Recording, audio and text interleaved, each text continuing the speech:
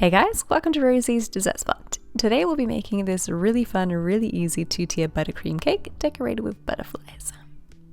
To begin, you're going to need a 6-inch and a 4-inch cake. I have my 6-inch already stacked and crumb coated. I'm just applying that final layer of frosting with buttercream.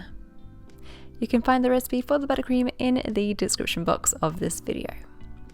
Once it's nice and covered, take a straight edge like a scraper and just smooth it all out. And when you're happy with the finish, grab a spatula or even like a skewer or something nice and thin, and just hold it up against the side of the cake as you turn your turntable so that it creates a nice deep indent.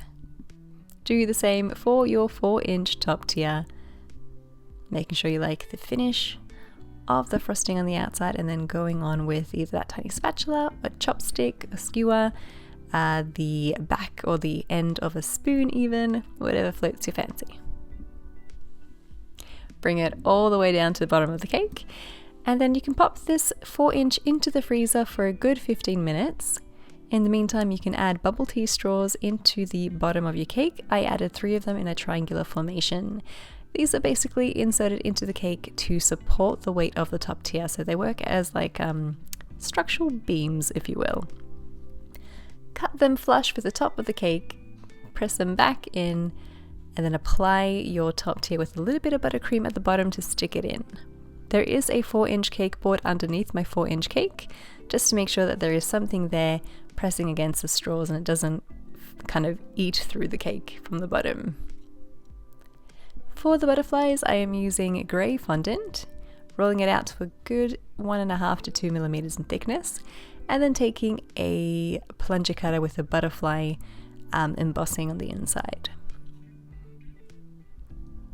Take some edible silver luster dust, mix in either rose water spirit or vodka, create a paint, and just paint over your butterflies.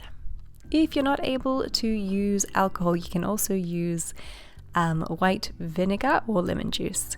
It's pretty acidic, so it evaporates quickly, kind of like alcohol. Let that set for a good 15 minutes, then grab them and place them onto the cake on those lines. You can apply them by adding buttercream directly behind the butterfly, or you can plant little dollops all over the line and then stick the butterfly to that instead, whichever one is easier for you. I like to use a brush to help press it in if it is still a little bit wet.